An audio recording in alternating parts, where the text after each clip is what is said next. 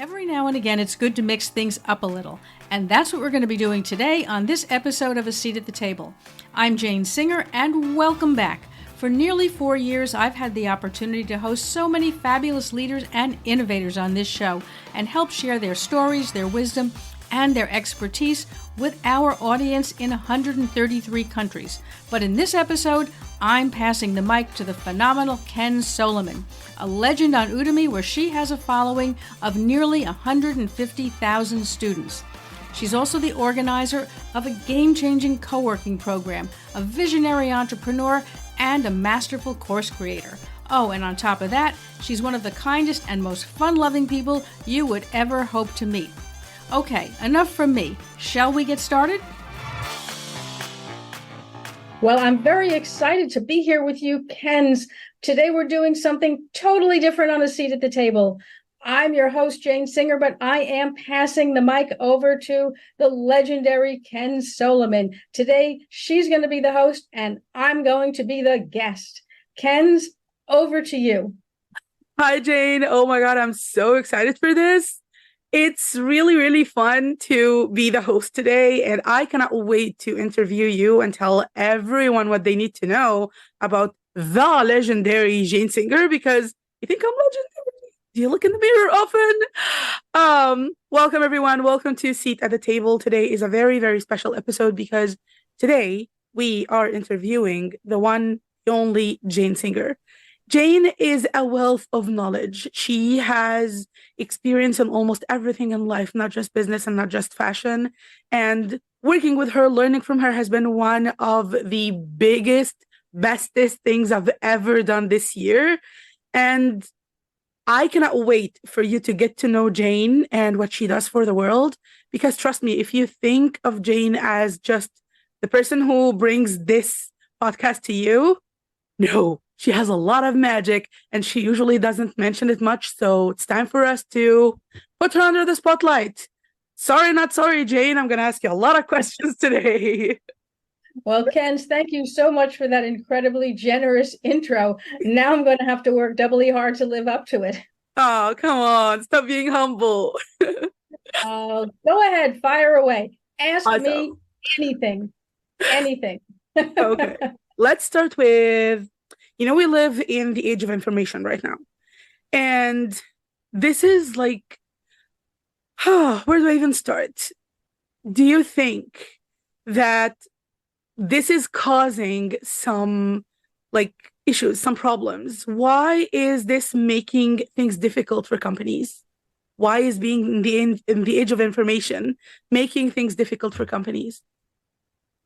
I think that one of the biggest problems is that information or access to information is a blessing and a curse. Of course, it's a blessing. We need to know what's happening. We need to be able to have a sense of what's going on so that we can make more informed decisions. However, you can have too much of a good thing and it becomes overwhelming. And then you also have it in this day and age, right? There's a tremendous amount of information that hasn't had to pass any criteria, right? It's not like in the old days where media had certain laws that at least had put guardrails on, right? Slander, libel, you had to have some amount of accountability. But nowadays you can say anything. So you have a lot of people who are not necessarily knowledgeable about things or honest about things. And you've got even the people who are dumping tons of information on you all the time, right? It's a pay-per-click kind of a world. So people want to, constantly have something out there and try to get you to click on it. And it's just crazy. So how do you then sort of sift and sort, right? Yeah. That's really the biggest problem for people, is to say, okay, I want a balanced point of view, but how do I take this overwhelming amount of information that's being dumped on me and sort of figure out what I really need to know and then connect the dots? Yeah, absolutely. It's very, very difficult to find the right piece of information in a sea of information and noise out there. So yeah, it is challenging. I'm curious, what inspired you to start Inside Fashion?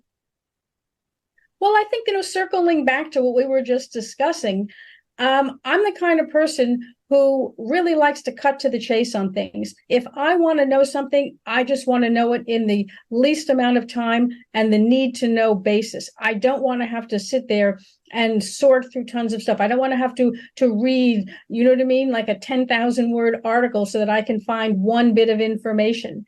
And I think that with a lot of business news, oftentimes there is just one thing that you need to know. For example, when companies report financial results, by and large, all you really need to know is, did sales increase or decrease? Did profits increase or decrease? Occasionally, there's an interesting reason why. Typically, there isn't, right? Sales were down because the weather, or sales were up because there was, better weather. There's just not, usually the reasons are the same. So having to read through article after article, right? Because most news is put out there as articles. What if you just got a summary that just gave you the exact facts? Oftentimes, the reasoning behind things can be summed up quickly. So, for example, you don't really need a market research report, right? That's 150 pages, when typically you can condense all that down into a certain number of key points. And then it's easier for people to understand, because sometimes when you're reading through all that, you get lost. You know what I mean? You get lost in the noise, in the bloat. It's overwhelming.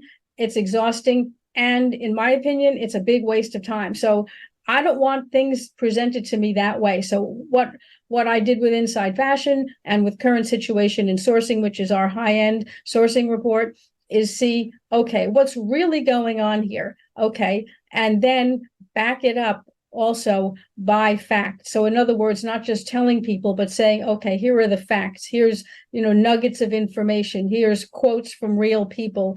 Here's data that we've pulled that present that picture. Yeah. And so that's really the thinking behind that. I love that so much. Like, you make things sound more calm, you know what I mean? Because if somebody told me I have to go through 150 pages PDF report just to find one piece of information that I'm looking for, I would already be dreading it. I'd be like, 150 pages just to find one thing. So speaking of that, how do you keep like a cool, put together, collected, focused mindset along all of this information that we get bombarded with every day? Like, companies get a lot of information. How do you stay calm and focused during like being bombarded with all of that? It's a challenge. I mean, wrestling all that under control. Of course, the outcome of that is what our customers want, but we're on the receiving end of it, right? We're at the top of the funnel, so to speak. So you really have to have systems that enable you to have parameters of what you're looking for. So, for example, if we're talking about financial results, then we know, okay, this is what we're looking for specifically. And then, of course, you have to scan through and see, is there any interesting commentary from the company on what they're doing differently? But by and large, a lot of it isn't. So, yeah, it's a lot of work. I mean, it's a lot of grunt work. And even with AI, as most people are like, well, can AI do that for you? Not really. You really need human knowledge to be able to make that decision as to, did somebody say something that's interesting or insightful, out of, like I say, tons and tons of earnings calls and tons of financial reporting that they're obligated to put in there. So that's a lot of work. And then, of course, getting that industry feedback is really being on the phone every week with people from the industry, which is essentially the outreach program of reaching out to people and saying, what's happening? Would love to catch up. Do you have a couple of minutes? And, you have to send about, I say we send about 100 of these outreaches to people each, which is a lot.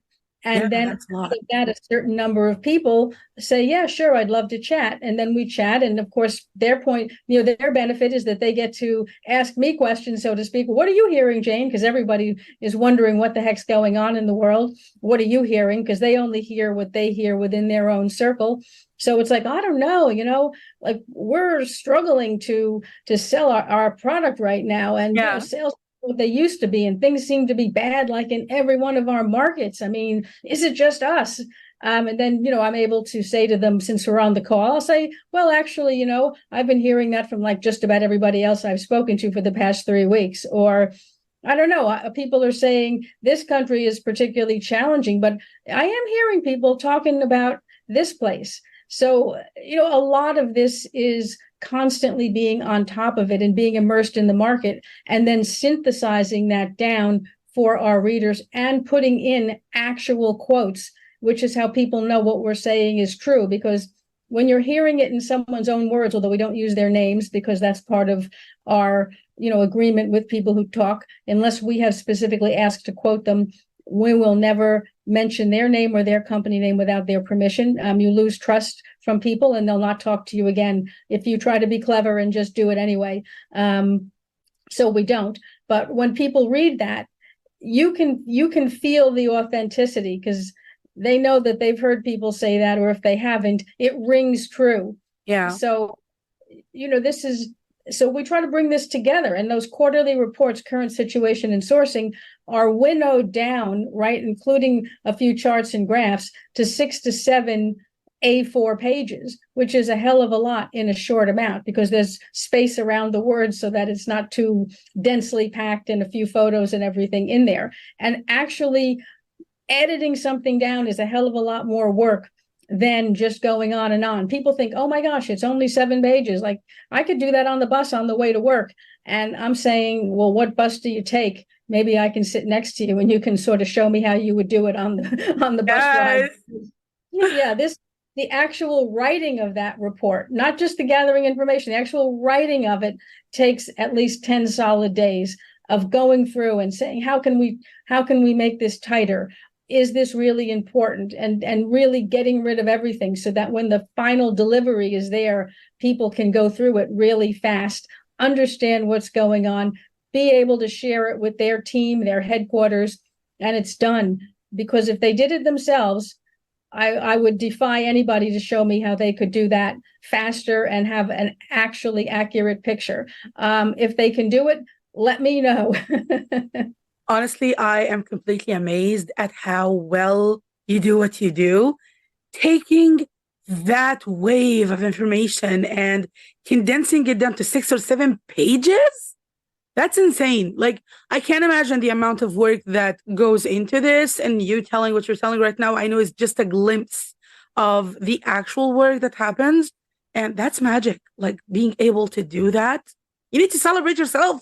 That's not something easy to do. That's not like something the average person would be able to do. And I love that you have a membership for this. I know you do have a membership. Could you tell us a little bit more about the Inside Fashion membership, please? Well, Inside Fashion is our main membership, which is for news about the apparel supply chain.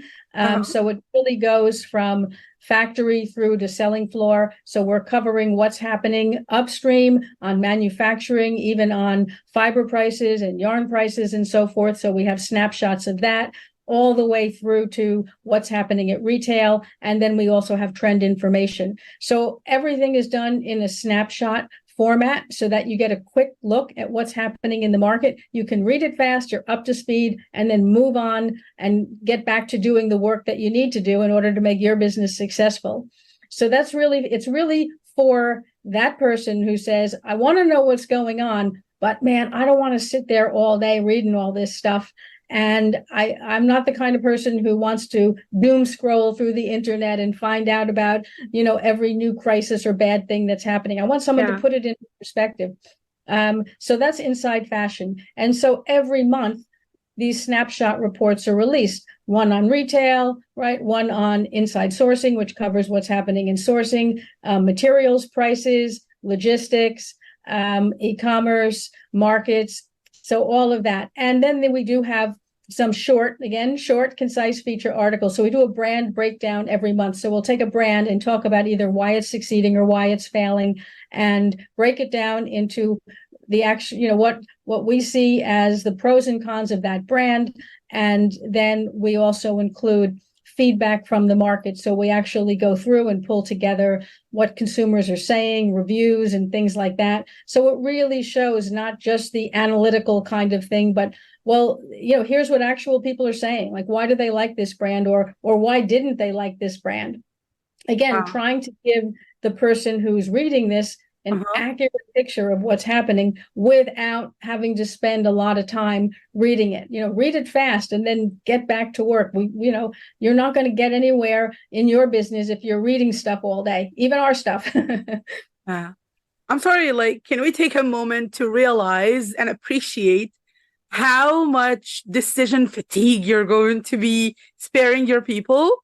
Sitting there just taking a little, like a quick glance at some numbers and being able to make a decision on the spot instead of agonizing inside your head and collecting the information, going through it, filtering it out, seeing what would work and what wouldn't, and then debating about it for God knows how long.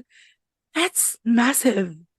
Oh my God, like that's really, really impressive, Jane. Great work. Okay, so tell me this. Yeah. If someone is listening to us today and they don't know if Inside Fashion membership is the thing for them, like who is this created for? Who's the person who needs that membership right here, right now? Because I know a lot of people need it. Well, I think that anybody who is involved in the global apparel supply chain Uh-huh. would find this useful. And I say global because we do cover international markets. So I think that if you're sitting there saying, I'm mainly in one market, but it would be useful to just have a sense of what's going on in other markets as well. But I don't want to sit there and read 100,000 things. I just like, give me a snapshot of what are the key things that are going on. This would be useful. I think that anybody who says, I just like hate reading all this stuff every day, I don't have time for it, it's distracting.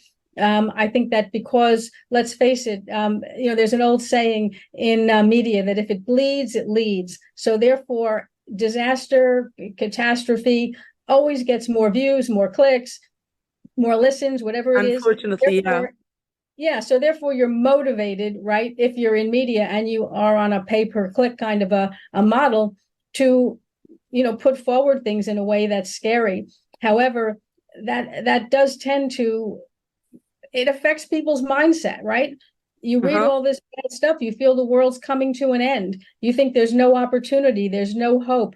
I mean, this is not a very good mindset to be then approaching your business. So I think it's important to be able to get the news you need, have it condensed down, and try to factor out as much of that kind of fear mongering as you can so that you know what's going on, but you can maintain your perspective. I mean, it's not easy to do, but, mindset does play a role in the decisions that we make. And oftentimes we make bad ones. I have. Absolutely. Yep. Yep.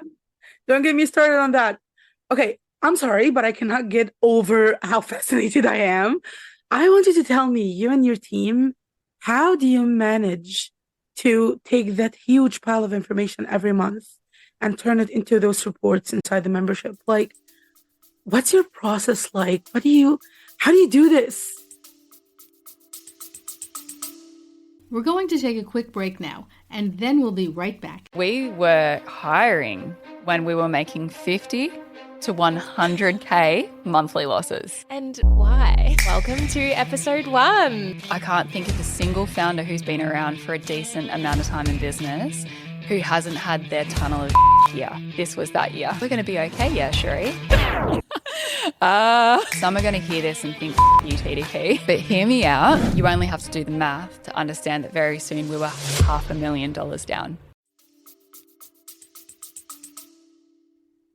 Well, I think that primarily if you're going through it on a daily basis, as we do, you have a sense, but realistically, you have hard facts, right? Which is financial data, which is trade statistics, right? Things like that, any of that kind of stuff. But then you also have a lot of what you sense is going on. And that comes from having those continual interviews and conversations with people that give you a sense of what you're hearing. And then you try to also look at statistics. So, for example, you're hearing that everybody is moving business out of China, right? We've been hearing that for a long time. People are trying to de-risk to whatever they want to do, China plus one in the old days. But when you go back, so you're like, okay, this is what the buzz around the industry is. when you talk to people one-on-one, you ask them what they're doing. And they say, well, we're doing that, but not 100%. Or somebody else says, yeah, we have, but we've actually done this. Then you go back and you look at the export statistics or import statistics, and you see how does that measure up. So, you know what I'm saying? You try to look for, because we're more of a research-based kind of a company, particularly for our quarterly current situation in sourcing, which is really focused on that. And yeah, it's a lot of work to do. People look at that and it doesn't look as hard as it is, but I'm telling you, it's really it's a job to do that each quarter, but it's satisfying to do it when you do it and it comes out well and people give you the feedback, right? As we get on current situation in sourcing and also on Inside Fashion, and people like, oh my God, that was such a great report. We got so many good insights out of that. I just love that, it's just so useful. It saved us a lot of time. Our whole team finds it valuable. And then you're like, oh, thank heavens, somebody appreciated it. Yeah, actually, they should be appreciating this, because you are not just saving them a lot of time, which basically we don't all have enough time for the things we want to do. But as decision makers in their positions, there's a lot of stress that comes with making the decision and worrying if it's the right move. Am I doing this and it's going to pay out in the future, or am I going to regret this later? When you give them the data, you give them through the reports, be it the quarterly report or the membership reports, the monthly ones, it saves them a lot of that agony and a lot of that overthinking. They're taking an informed decision based on the numbers you and your team have magically put together for them from like thousands of pieces of information. That's amazing. So I have another question. Yeah, I'm go ahead. Right. My question to you is this. As someone who has been doing this for a long time, do you think that right now is the best time to invest in more marketing? Because I know there's like scarcity thinking. People are like, oh my God, the situation right now, maybe we shouldn't invest in more marketing. Do you agree with this? What do you think of this? Well, having had a legacy of working in B2B marketing and having been in B2B media, right, for nearly 3 decades, you do see what happens, and you're seeing it from behind the scenes point of view. And it's true, whenever business seems tough, people want to pull back, right? Yeah. People feel that I need to cut costs. And oftentimes, usually speaking, marketing is the easiest thing to cut, because a lot of people, particularly in B2B, sort of saw it as a waste to begin with, or sort of saw it as like window dressing, which it's not. But perception is what it is. The thing is, people need to see you more than ever, because anything on marketing is a show of strength.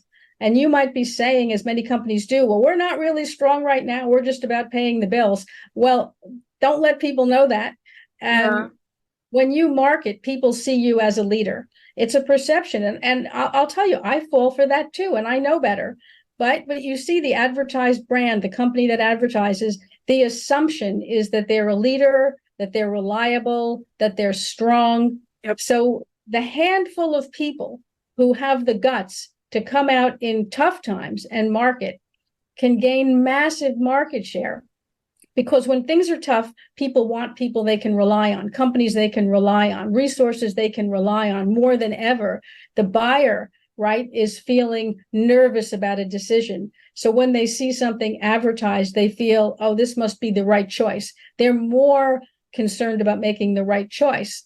At the same time, your competitors are all gone home.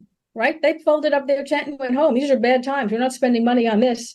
Yeah. So the few people, and that's whether you're in B2B marketing or other marketing or any kind of promotion, if you're the person who's got the guts to come out in a tough market and stand your turf and market and put money behind that or put energy behind that, wow, it's game changing. Few people will do that.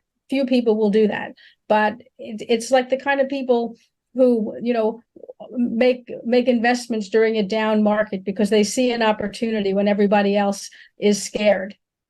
Yeah, I love that so much. And I love how you think of it that way, because in my brain, I'm like, even if times are tough and I want to make more sales to not be losing my business or closing my business eventually, I would want to be in front of more people instead of pulling back, thinking that I'm cutting the costs and saving the business.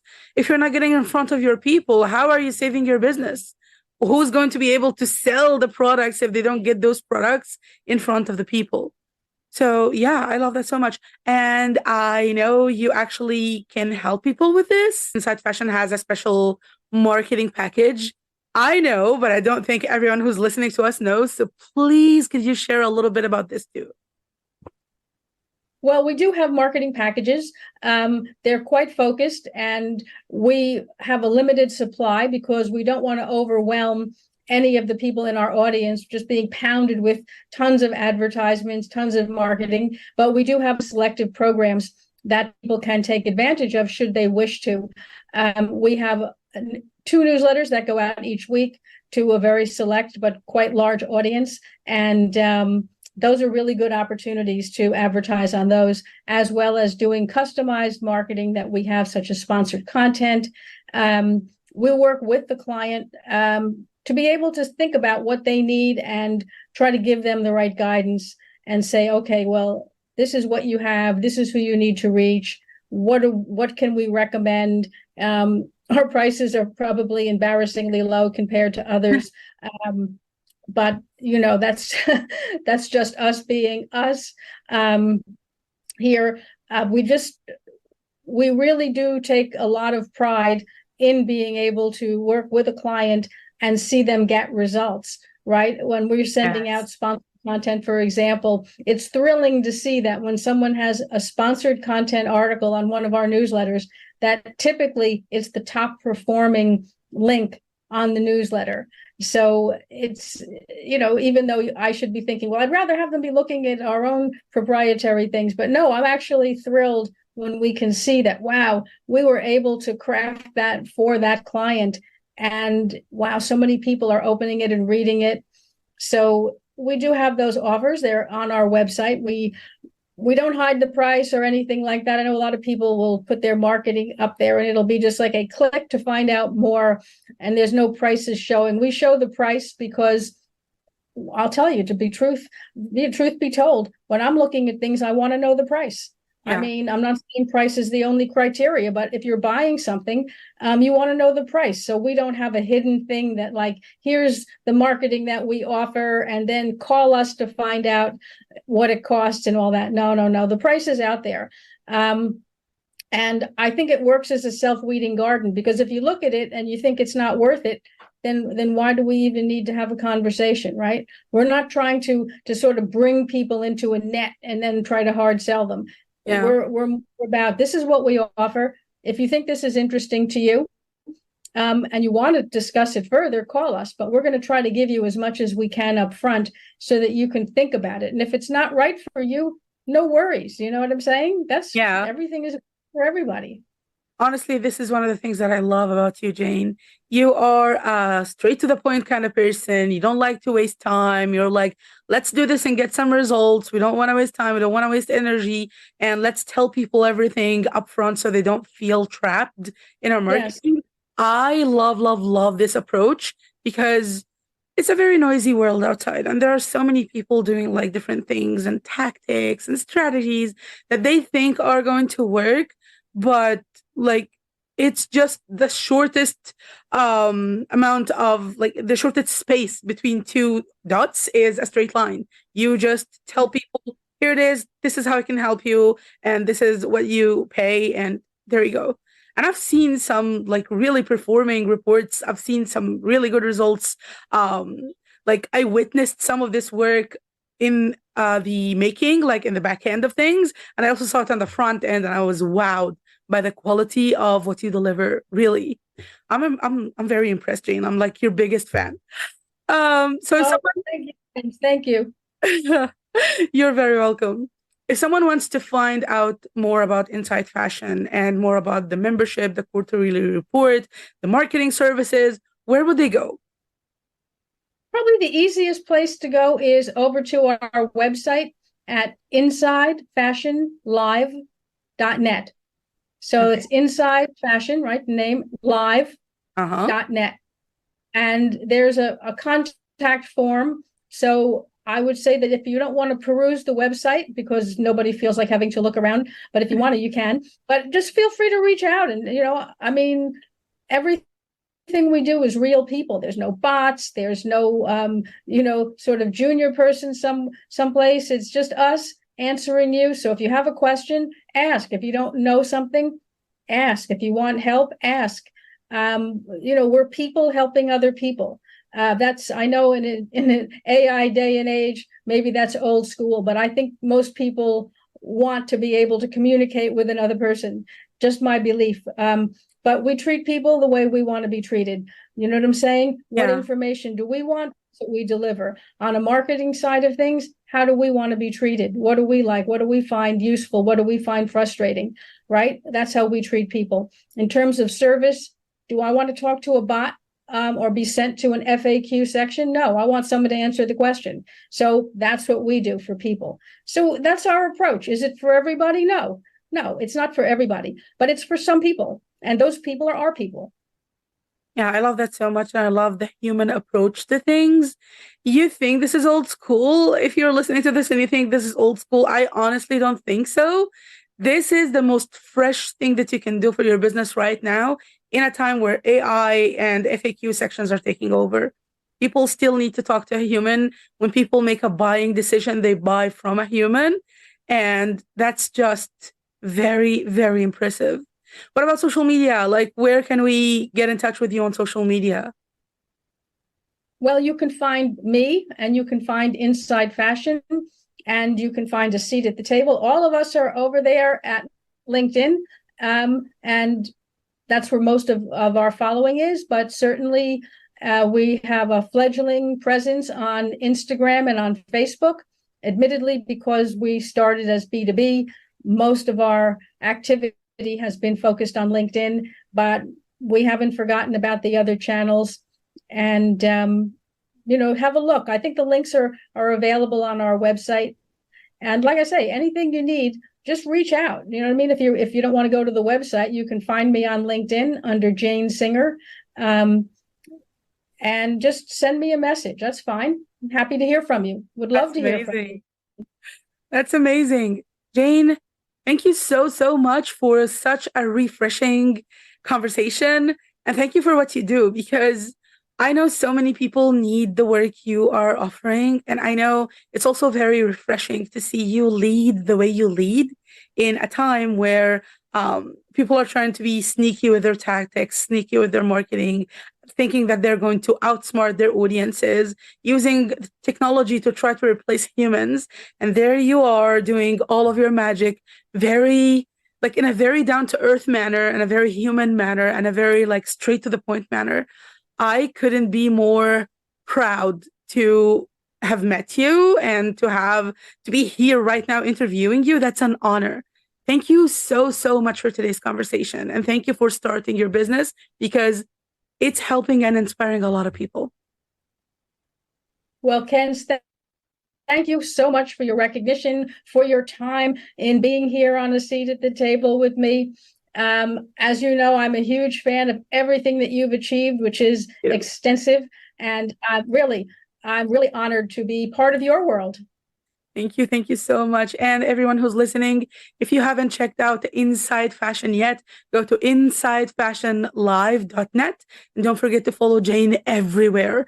We will try to get all the links for you with this episode. But even if you can go to the website, find all the social media links, you can go to LinkedIn and find Jane at Jane Singer. Jane, thank you so much for being here today and for having me today. This has been incredible. And you're not going to find me in the next episode. Jane is coming back. She's taking back her throne. I was just a guest today, and I cannot wait to listen to the next episode.